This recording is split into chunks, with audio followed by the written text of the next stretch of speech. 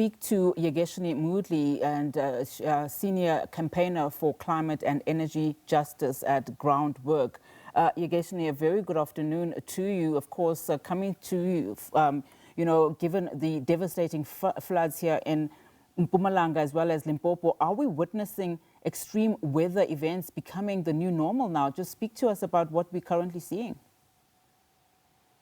Yes, definitely. What we're seeing in the news is definitely what we regard as the new normal, especially among civil society organizations and the poor and those who are unequally affected by these weather events as well. So in terms of what we've seen with the climate modeling, at least 10 to 15 years ago, we were already predicting an increase in droughts, in flooding, in heat waves. And what we're really seeing now is that things are coming home to roost. We're seeing the impact of increasing greenhouse gases, of burning more coal and gas and oil, of extracting those from the environment, and really not paying attention to the signals that are being given, the acidification of the oceans as fishermen are being affected and fishing stocks.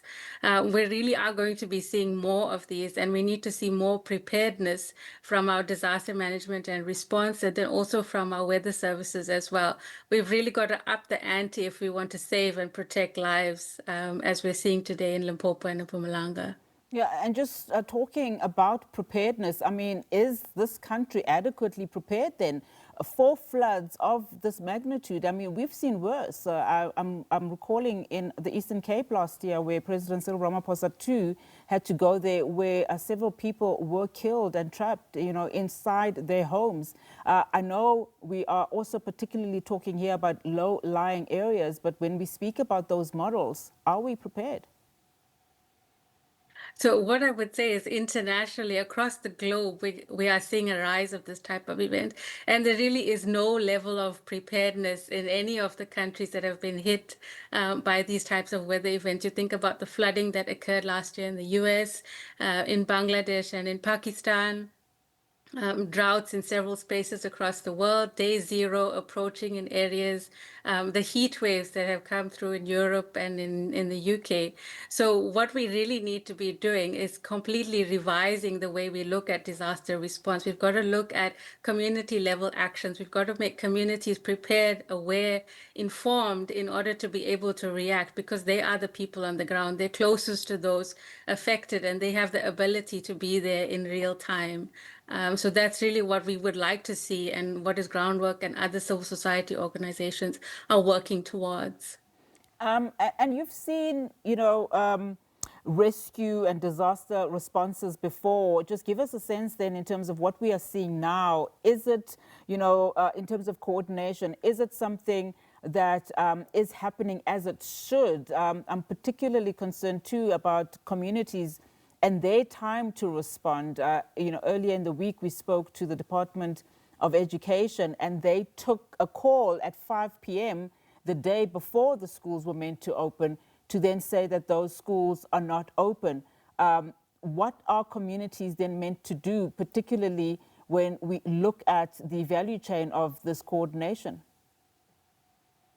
I think one of the things about working with extreme weather is that you will be wrong more times than you are right. And there's a high level of apathy that exists amongst our communities when it comes to extreme weather. If the Weather Service let out a level 8 warning, and there was no rain, people then lose trust in that service. So we've got to continuously be informing and educating people so that they respond with the appropriate level of action and urgency as well.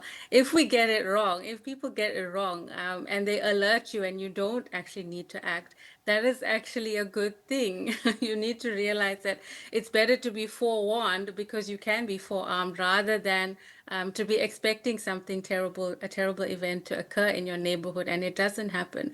We actually have to have this level of preparedness on an ongoing basis.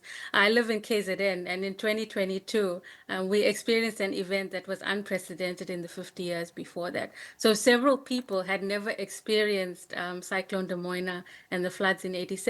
They didn't understand the level of intensity that could be experienced. But now we're seeing this on a cyclical basis. Every 2 to 3 years, we're having extreme events, extreme flooding, We're having day zero in the Cape. People need to now be acting preventatively to keep yourselves and your family safe. Yeah, and just speaking about those floods in KZN, I mean, we also remember the 2022 floods where it took many, many years, even from an economic perspective, for that province to recover.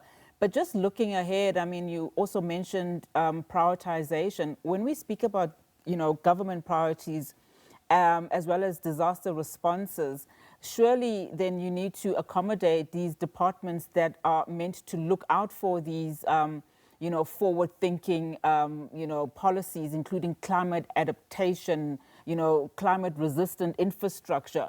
Where then should they prioritize, particularly as we look at, these climate-resilient infrastructure that South Africa now needs? Yes, absolutely. Climate adaptation should be the buzzword for every single government department and municipality across the country.